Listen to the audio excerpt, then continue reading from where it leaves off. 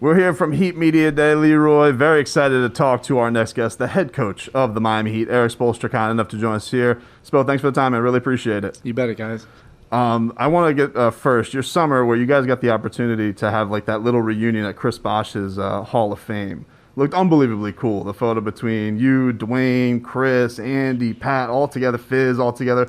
What was that weekend like, man? That had to be unbelievably cool, just kind of getting to let your hair down and just enjoy the memories for one of your all-time greats. It really was, because we were able to celebrate CB, as being an ultimate winner, and then obviously everything he was able to overcome, but still have the ultimate respect in this profession of going to the Hall of Fame was amazing. But, the times in between, and that was at the after party, after the ceremony, at a local restaurant. It was great to catch up with Dwayne, to catch up with Ray. I hadn't seen Ray since COVID had started. The last time I saw Ray really was Dwayne's raising of his jersey. So it was just cool, and it just reminds you, this is a bottom-line business. It's a tough business. I think our 10-year anniversary from our first championship is this year. And, you remember the parades and raising the trophy and everything, but what you really treasure are the relationships and the friendships that have forged from those shared experiences. And it was really cool just to come together and laugh and joke and tell old stories. And I treasure that as much as anything in this profession. Is Chris one of those guys that, everybody seems to root for Chris Bosh?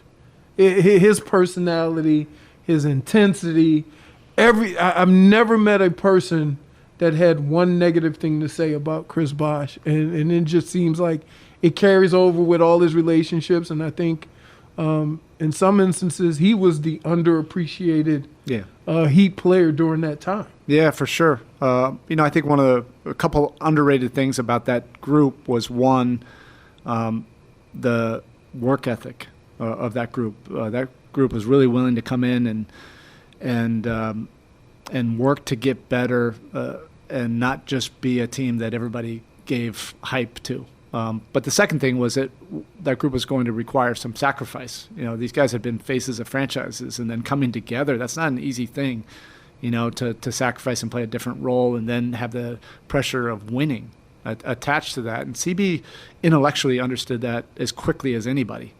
And he was able to change his role, probably more than anybody, and that kind of set the stage and the example for everybody else.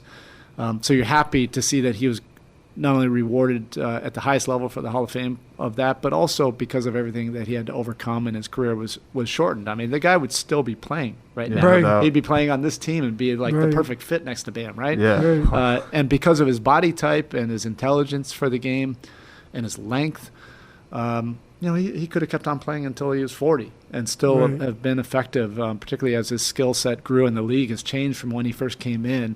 So you're just happy for him. And CB is a winner in life, too. I mean, his family is a beautiful family, but he finds a way. He just wrote his book, and he's involved in a lot of different businesses and everything. That's because he's a special guy. Coach, you guys, imagine the summer had to feel like an incredible recharge for you because, seeing in the memories coming up that like the Eastern Conference Finals from 2 seasons ago was just a year ago. So the fact that you guys are, getting the full off season, and less than a year ago you guys were in the NBA Finals. It's pretty wild. So how I guess refreshing was this summer for you personally? Just the idea that was an incredible ride that you guys had with all of the wackiness of the schedules. I know everybody had to deal with, but you and the Lakers had to do it at a different level. So did you feel it like how much it just getting away from the game a little bit this summer? It was definitely strange seeing those highlights from things that happened, Bam's block or Jimmy's big game, and that was a year ago, and it felt like 5 years ago. Yeah. And we've played 2 seasons within that time, it felt like. And this season, I think, was good for everybody in the building, just to get away, to unplug, and spend time with family. It was an extraordinary experience. We spent 98 days in the bubble. That put a lot of stress on everybody's families and everything. We loved the opportunity, but I think it was good for everybody to disconnect.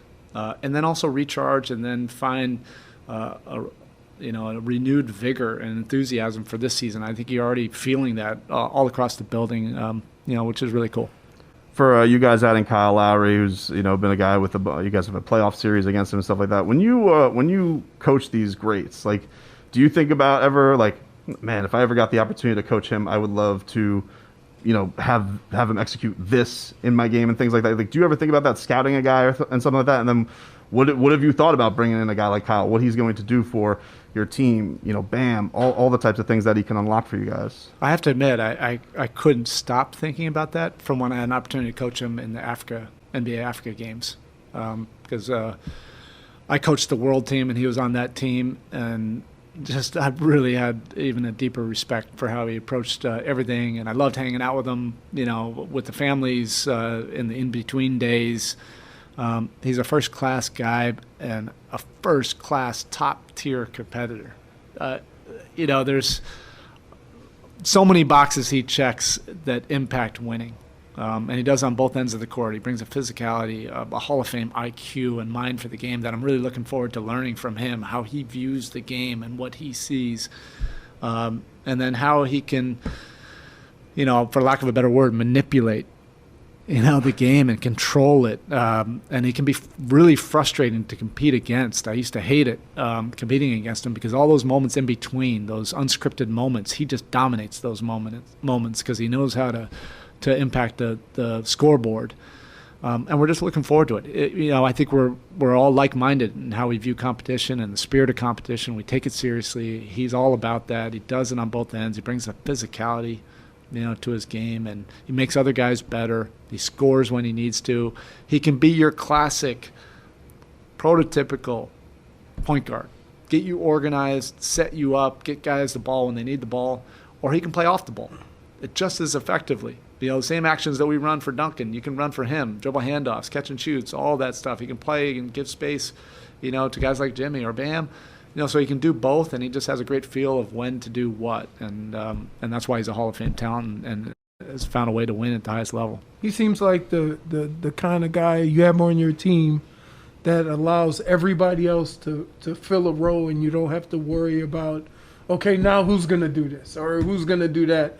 And it's probably going to give you a better opportunity to develop, your other guys. Yeah. Your guys that you were a force. Like Tyler Herro's progressing, unbelievable, but he was kind of thrust into a role, out of necessity in a couple of years ago. Yeah, no doubt about it. You can't say this about all the great players in this league. You can say it about Kyle. He's going to make everybody in your roster better. Right. You literally could go all the way down from your young two-way guys to the undrafted guys to the mid-vets to the veteran guys to your best players. He's going to make everybody better just with his presence. And that feel. Again, it's that IQ and feel and experience. He's played with a lot of great players. He's been the leading man. He's been the third leading scorer. He's been the leading assist guy on his teams. He just knows how to fit in and help your team win. Before we get you out of here, Spo, speaking of Tyler, he added a lot of muscle. The reports are added a ton of muscle in the offseason. Looking swole as hell on Instagram, Leroy. Leroy's making fun. He looks Jack Diesel on these Instagram photos. I love it. Bam too, is reportedly added a ton of muscle. What do you think that's going to do for them? The two young guys getting a full off season. The idea that they've add this element to their game. Look, Tyler's really worked at. He doesn't look like Leroy. I mean, I know he's a shame of all people. Anytime it's a guy who's 6'5", he's like, oh, that's not that impressive. We weren't all fullbacks, Leroy. We didn't run through people. He gained 10 pounds. He's 6'5". What do you think that looks like? Those are important 10, and it will help his physicality across the board. Now, those kind of social media posts or whatever that one that came out, that could probably make me look pretty good too. But Tyler's works at it. He's got a monster, work ethic, and he'll continue to get stronger and better. This is just really his first dedicated offseason in the weight room. His first year was his rookie season, drafted, didn't have a full summer, and then last year we didn't have an offseason, and he was dealing with some injuries, and so this is the first time, I think, but when it's all said and done, he's probably going to be 15, 17 pounds bigger than when he was a rookie, and that's just part of the development of a young player. We're looking forward to the season, Spell. Thanks so much for the time. Really appreciate it. All right, appreciate you guys. Good to see you in person.